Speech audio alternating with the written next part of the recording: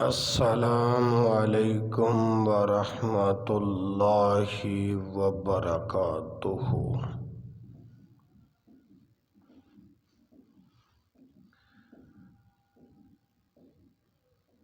الحمد للہ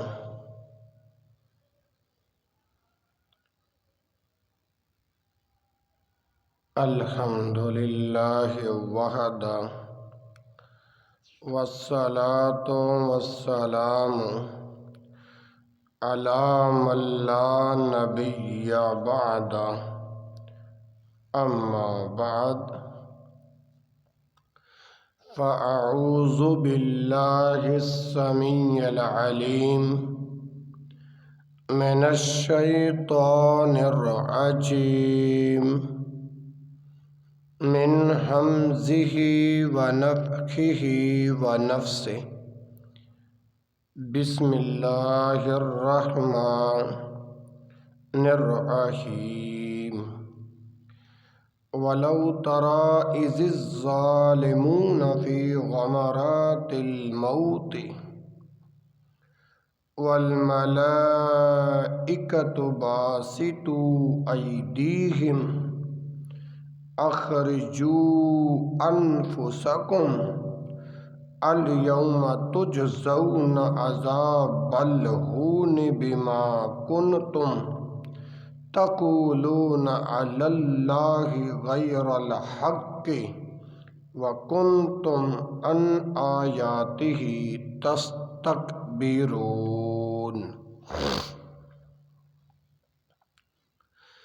کاش کہ تم ظالموں کو اس حالت میں دیکھ سکو جب وہ موت کی جان کنی میں مبتلا ہوتے ہیں اور فرشتے ہاتھ بڑھا بڑھا کر کہہ رہے ہوتے ہیں، لاؤ نکالو اپنی جان، آج تمہیں ان باتوں کی پاداش میں رسوا کن عذاب دیا جائے گا جو تم ناحق اللہ تعالیٰ کے بارے میں کہا کرتے تھے۔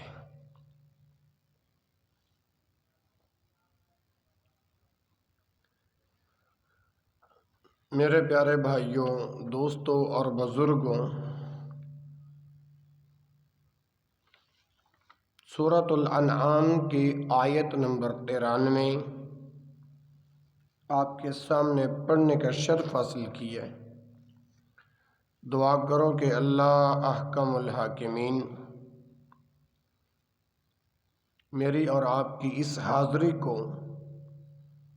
اللہ اپنی بارگاہ میں قبول فرمائے۔ سن سنا کے اللہ احکم الحاکمین ذریعہ نجات کا سبب بنائے۔ میرے محترم بھائیوں،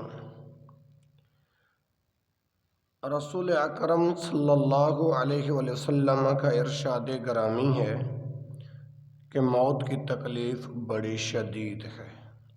احمد کے اندر روایت موجود ہے۔ دوسری حدیث میں ارشاد مبارک ہے، لذتوں کو مٹا دینے والی چیز یعنی موت کو کثرت سے یاد کیا کرو۔ ابن ماجہ، نسائی اور ترمذی میں یہ الفاظ رسول اللہ صلی اللہ علیہ وسلم کے موجود ہیں۔ میرے بھائیوں، رسول اکرم صلی اللہ علیہ وسلم نے جس مرض میں وفات پائی، اس میں آپ کے اضطراب اور بے چینی کا یہ عالم تھا کہ پانی کا پیالہ ساتھ رکھا تھا جس میں بار بار ہاتھ مبارک ڈالتے اور چہرے پر ملتے،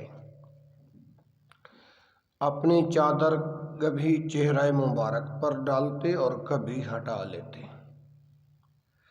آپ صلی اللہ علیہ وسلم پر جب موت کی غشی طاری ہونے لگی تو آپ صلی اللہ علیہ وسلم اپنے چہرہ مبارک سے پسینہ پونجھتے اور فرماتے جاتے، سبحان اللہ ان للموت لسکرات، بخاری کے الفاظ ہیں۔ سبحان اللہ، اللہ پاک ہے۔ ان للموت لسکرات، موت کے لیے بڑی سختیاں ہیں۔ امی جی عائشہ رضی اللہ عنہ فرماتی ہیں کہ نبی اکرم صلی اللہ علیہ وسلم کی موت کی تکلیف دیکھنے کے بعد اب میں کسی کے لیے موت کی سختی کو برا نہیں کہتی۔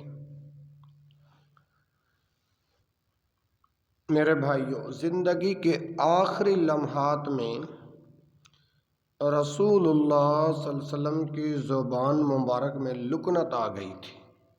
ابن ماجہ کے اندر یہ بات موجود ہے۔ حضرت عمر بن عاص رضی اللہ عنہ فاتح مصر اپنی زندگی میں اکثر کہا کرتے تھے، مجھے ان لوگوں پر تعجب ہے جن کے حواس موت کے وقت درست ہوتے ہیں مگر موت کی حقیقت بیان نہیں کرتے۔ حضرت عمر بن عاص رضی اللہ عنہ جب خود موت کے کنارے پہنچے تو حضرت عبداللہ بن عباس رضی اللہ عنہ نے انہیں ان کی بات یاد دلائی۔ حضرت عمر رضی اللہ عنہ نے ٹھنڈی سانس لی اور کہنے لگے، موت کی کیفیت ناقابل بیان ہے، بس اتنا بتا سکتا ہوں کہ مجھے ایسا معلوم ہو رہا ہے گویا آسمان زمین پر ٹوٹ پڑا ہے اور میں دونوں کے درمیان پس رہا ہوں۔ لفظ دونوں انداز سے ٹھیک ہے، میں دونوں کے درمیان پس رہا ہوں۔ میری گردن پر جیسے کوئی پہاڑ رکھا ہوا ہے، پیٹ میں کھجور کے کانٹے بھرے ہوئے ہیں اور ایسے معلوم ہو رہا ہے جیسے میری سانس سوئی کے ناکے سے گزر رہی ہے۔ اللہ اکبر۔ میرے محترم بھائیوں، حضرت شداد بن اوس رضی اللہ عنہ کہتے ہیں، موت کا لمحہ دنیا و آخرت کی تمام ہولناکیوں سے زیادہ ہولناک ہے، یہ آروں کے چیرنے سے زیادہ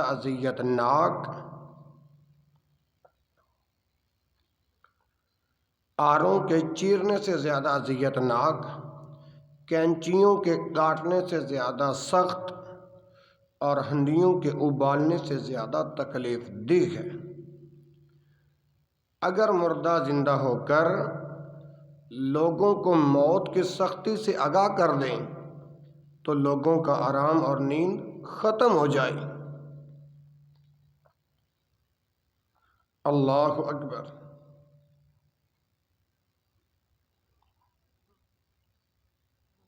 اللہ اکبر، اللہ اکبر۔ حضرت عمر بن عبدالعزیز رحمہ اللہ یہ دعا فرمایا کرتے تھے، اللہم حبن علی الموت، یا اللہ مجھ پر موت کی سختی آسان فرمانا۔ رسول اکرم صلی اللہ علیہ وسلم نے مومن اور کافر کی موت کی الگ الگ کیفیت بیان فرمائی، جس کا خلاصہ آج میں آپ کے سامنے رکھنے لگا ہوں کہ جب مومن کی موت کا وقت آتا ہے تو سورج کی طرح روشن چہروں والے فرشتے جنت سے معطر سفید ریشمی کفن اپنے ساتھ لاتے ہیں۔ اگر مومن آدمی کو السلام علیکم کہتے ہیں، ملک الموت روح قبض کرنے سے پہلے اسے خوشخبری دیتے ہیں، اے پاک روح خوش ہو جا، تیرے لیے اللہ کی رحمتیں اور جنت کی نعمتیں ہیں۔ یہ خوشخبری سن کر مومن آدمی کے دل میں اللہ تعالیٰ کے پاس جانے کی زبردست خواہش پیدا ہوتی ہے اور مومن آدمی کی روح جسم سے اس طرح نکل آتی ہے جس طرح مشکیزہ کا منہ کھول دینے سے پانی بہہ نکلتا ہے۔ فرشتے روح قبض کرنے کے بعد اسے خوشبودار ریشمی فرشتے روح قبض کرنے کے بعد اسے خوشبودار سفید ریشمی کفن میں لپیٹ لیتے ہیں اور آسمان کی طرف لے جاتے ہیں۔ اس وقت مومن آدمی کی روح سے اس قدر تیز مسک کی سی خوشبو آتی ہے کہ آسمان کے فرشتے اسے محسوس کر کے آپس میں کہتے ہیں کہ اس مومن آدمی کی روح اوپر آ رہی ہے۔ فرشتے آسمان کے دروازے پر دستک دیتے ہیں تو آسمان اول کے فرشتے پوچھتے ہیں یہ کون پاک روح ہے؟ جواب میں فرشتے بتاتے ہیں یہ فلاں ابن فلاں۔ آسمان کے فرشتے اس کے لیے دروازہ کھول دیتے ہیں، اسے خوش آمدید کہتے ہیں اور اس پاک روح کو اللہ کی رحمتوں اور نعمتوں کی بشارت دیتے ہیں۔ فرشتے اسے دوسرے آسمان کی طرف لے جاتے ہیں۔ پیارے بھائیوں، توجہ سے سماعت فرمانا۔ آسمان اول کے فرشتے مومن آدمی کی عزت افزائی کے لیے دوسرے آسمان تک اسے الوداع کہنے جاتے ہیں۔ دوسرے آدمی پر مومن کی روح کو پہلے آسمان کی طرح خوش آمدید کہا جاتا ہے، پھر تیسرے، چوتھے، حتیٰ کہ 7ویں آسمان تک روح پہنچ جاتی ہے۔ وہاں پہنچنے کے بعد اللہ تعالیٰ کی طرف سے حکم ہوتا ہے کہ میرے اس بندے کا نام علیین یعنی بلند مرتبہ لوگوں کی فہرست میں لکھ لو۔ اس کے بعد اس کی روح کو جسم میں سوال و جواب کے لیے دوبارہ لوٹا دیا جاتا ہے۔ قبر میں آنے والے فرشتوں کو منکر اور نکیر کہا جاتا ہے۔ ان کا چہرہ سیاہ، آنکھیں گہرے رنگ کی بڑی چمکدار، اللہ میری توبہ۔ ان کا چہرہ سیاہ، آنکھیں گہرے رنگ کی بڑی چمکدار، دانت گائے کے سینگ جیسے بڑے بڑے، آواز بجلی کی طرح گرجدار ہوتی ہے۔ اپنے دانتوں سے زمین اکھیڑتے ہیں اور گرجدار آواز میں پوچھتے ہیں من ربو کا، تیرا رب کون ہے؟ من نبیوں کا، تیرا نبی کون ہے؟ ما دینوں کا، تیرا دین کون سا ہے؟ مومن آدمی قبر کی تاریکی، تنہائی اور منکر نکیر کے انتہائی ڈراؤنے چہرے دیکھنے کے باوجود کسی قسم کا خوف اور گھبراہٹ محسوس نہیں کرتا اور پورے اطمینان سے منکر نکیر کے سوالوں کا جواب دیتا ہے۔ بعض اہل ایمان کو سوال و جواب کے وقت سورج غروب ہوتے دکھایا جاتا ہے۔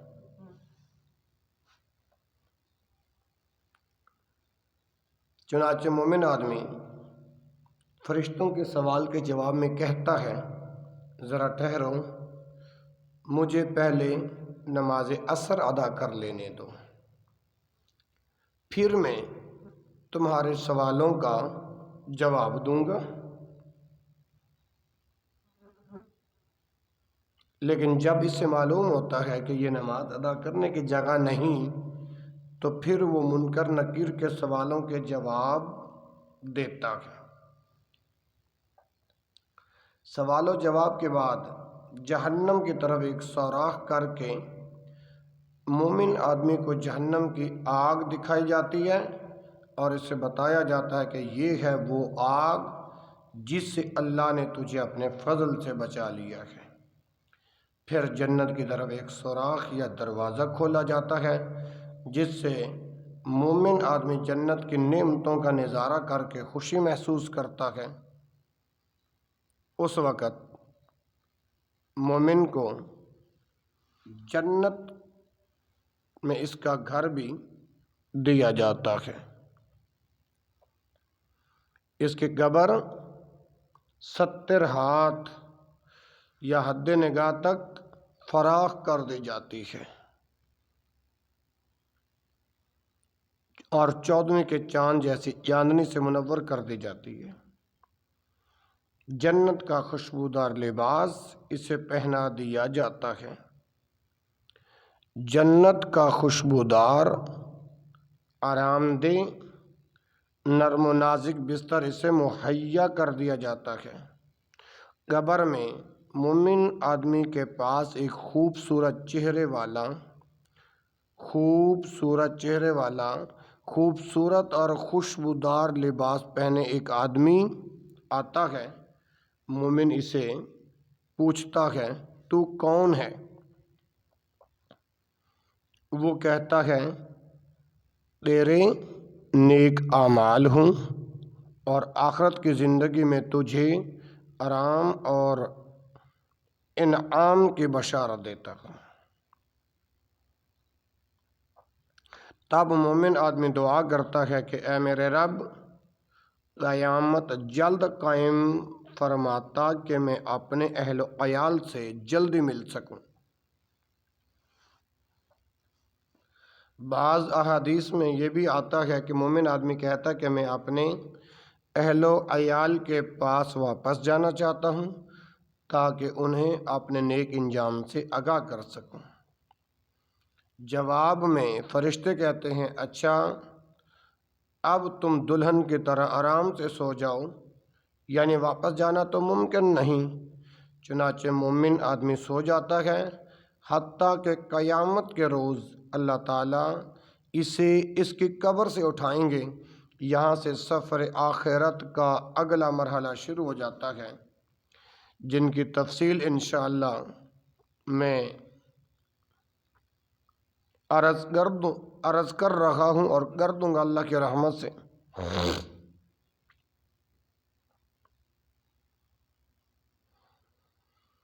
جب کافر کی موت کا وقت آتا ہے تو اس کی روح قبض کرنے کے لیے انتہائی خوفناک سیاہ چہرے والے فرشتے ڈاٹ کا بدبودار کفن ساتھ لے کر آتے ہیں اور آتے ہی اسے اے خبیث روح، اے مغضوب روح کے الفاظ سے خطاب کرتے ہیں۔ اسے اللہ کے غضب اور جہنم کے عذابوں کی بشارت دیتے ہیں۔ کافر کی روح خوف اور ڈر کی وجہ سے جسم سے نکلنا نہیں چاہتی۔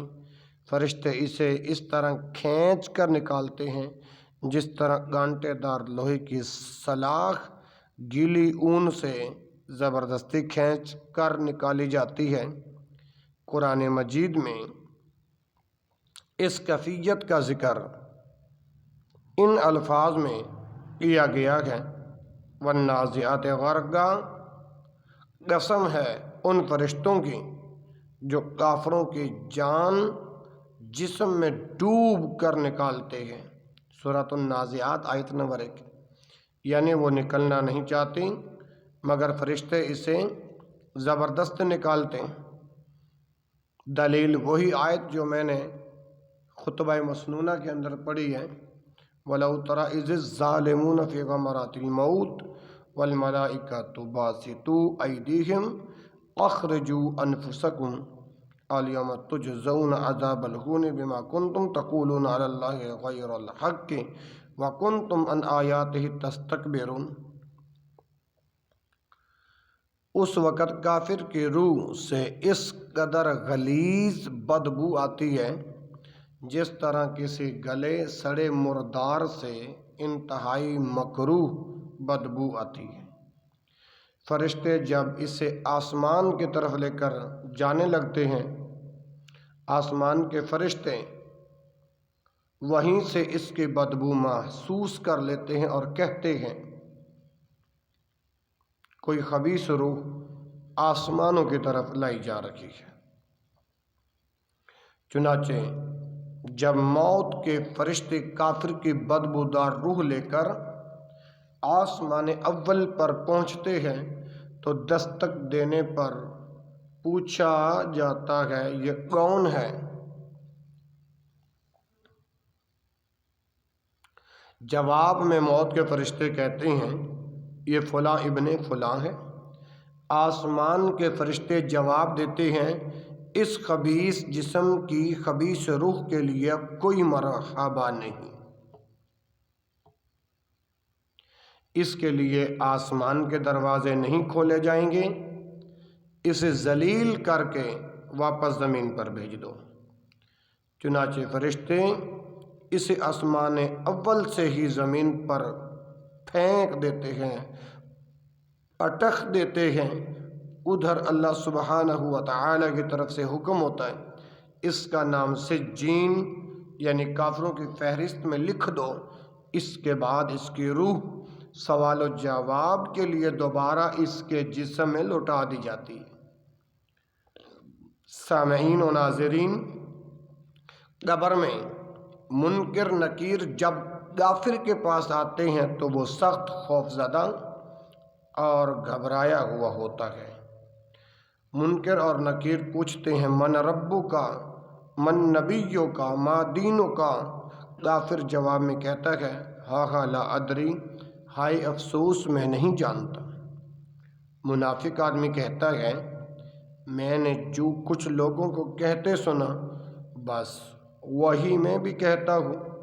منافق کے اس جواب کے بعد جنت کی طرف دروازہ کھول کر اسے جنت کی نعمتوں کی ایک جھلک دکھائی جاتی ہے اور اس سے بتایا جاتا ہے کہ یہ ہے وہ جنت جس سے اللہ نے تمہیں تمہارے نفاق کی وجہ سے محروم کر دیا ہے۔ پھر اس کے لیے جہنم کی طرف ایک دروازہ کھول دیا جاتا ہے جس سے اسے آگ کا عذاب دیا جاتا ہے اور ساتھ ہی اسے جہنم میں اس کی قیامگاہ بھی دکھائی جاتی ہے۔ تب اللہ سبحانہ و تعالی کی طرف سے حکم ہوتا ہے اسے آگ کا لباس پہنا دو اور اس کے لیے آگ کا بستر بچھا دو۔ اندھے اور بہرے فرشتے اس پر مسلط کر دیے جاتے ہیں جو اسے لوہے کے گرزوں سے مارتے ہیں۔ رسول اللہ صلی اللہ علیہ وسلم نے فرمایا ہے گرز اس قدر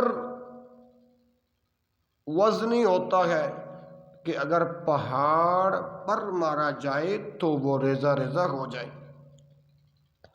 اس کے ساتھ کافر پر 99 اژدہے مسلط کر دیے جاتے ہیں جو اسے قیامت تک ڈستے رہتے ہیں۔ رسول اللہ صلی اللہ علیہ وسلم کا ارشاد مبارک ہے قبر کا اژدہا اس قدر زہریلا ہوتا ہے کہ اگر زمین پر ایک دفعہ پھونک مار دے تو زمین پر سبزہ اگنا بند ہو جائے۔ ان عذابوں کے ساتھ ایک اور عذاب بھی کافر کو دیا جاتا ہے اور وہ یہ کہ قبر کی دیواریں بار بار کافر کو شکنجے کی طرح اپنے درمیان جکڑتی رہتی ہیں۔ ہر بار اس کی پسلیاں دوسری طرف کی پسلیوں میں دھنس جاتی ہیں۔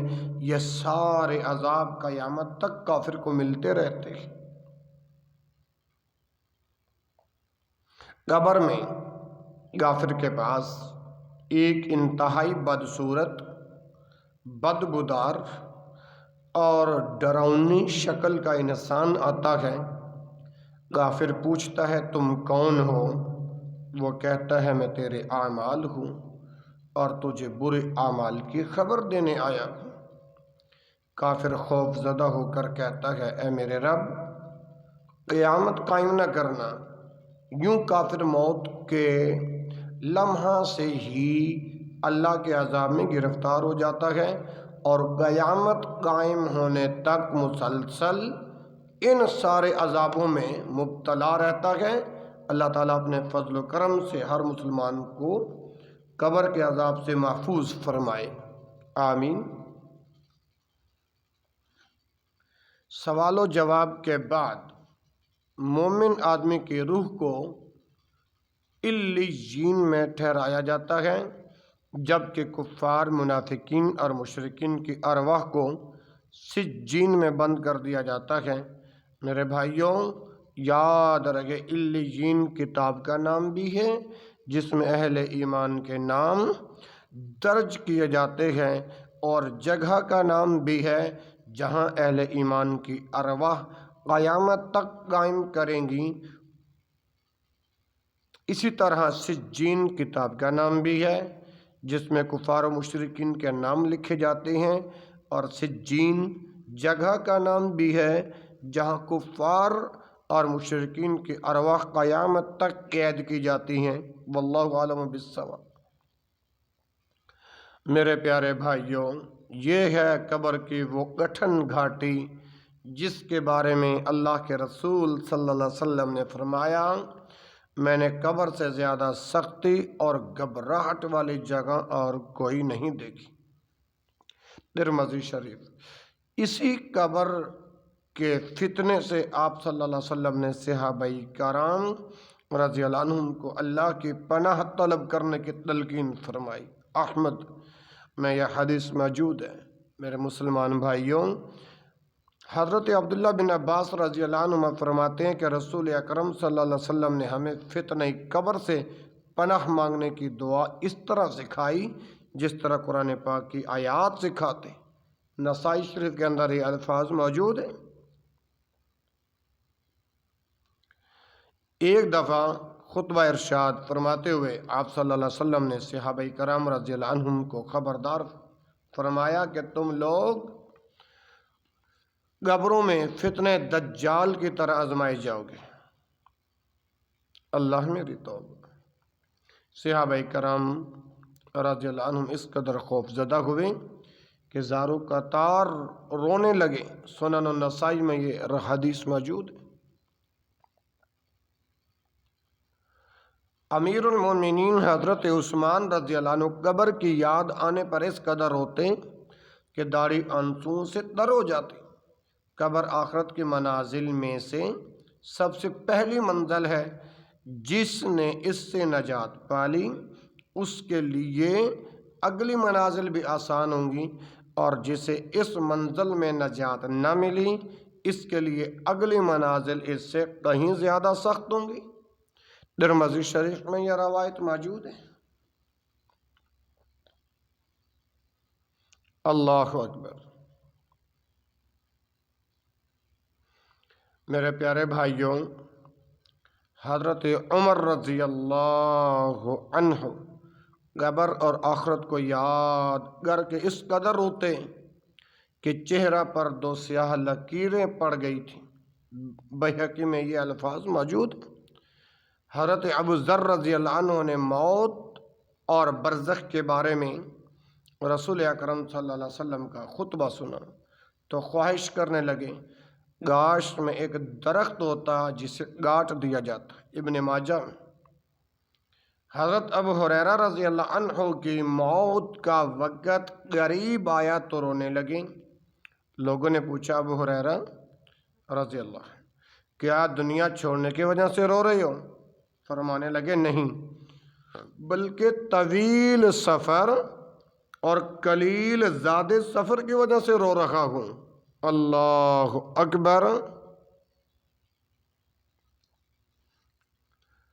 میں نے ایسے ٹیلے پر شام کی ہے جس سے آگے جنت ہے یا جہنم، اور مجھے معلوم نہیں میری منزل کون سی ہے۔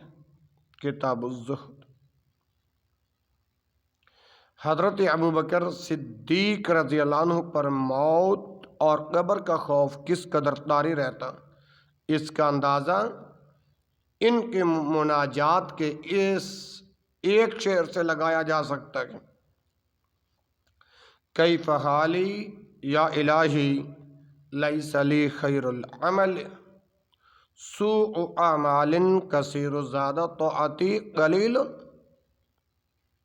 کیف حالی یا الہی، یا اللہ، یا الہی، یا اللہ، کیف حالی، میرا حال کیا ہوگا، لیس لی خیر العمل، میرے پاس ایک بھی نیک عمل نہیں، سوء اعمال کثیر، جبکہ برے اعمال بہت زیادہ ہیں، زاد طاعت قلیل، اور آپ صلی اللہ علیہ وسلم کی اطاعت کی پونجی بہت قلیل ہے۔ اور میرے پیارے بھائیوں،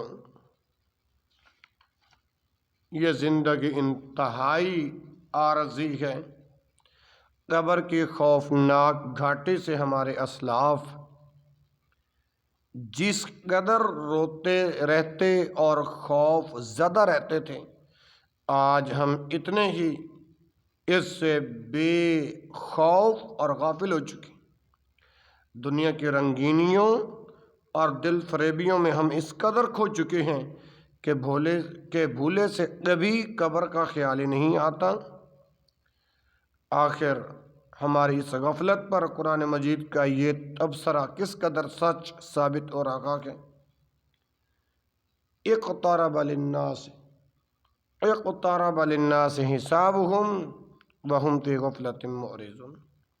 لوگوں کے حساب کا وقت قریب آ گیا ہے، لیکن ان کا حال یہ ہے کہ غفلت میں منہ موڑے ہوئے ہیں۔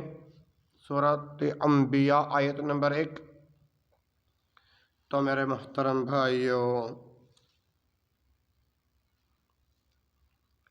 اللہ تعالیٰ اپنے فضل و کرم سے ہمارے حال پر رحم فرمائے اور موت سے پہلے پہلے ہمیں قبر کی کٹھن گھاٹی کے لیے کچھ تیاری کرنے کی توفیق عطا فرمائے۔ سبحانک اللہم و بحمدک، اشہد ان لا الہ الا انت، استغفرک و اتوب الیک، و آخر دعوایا ان الحمد للہ رب العالمین۔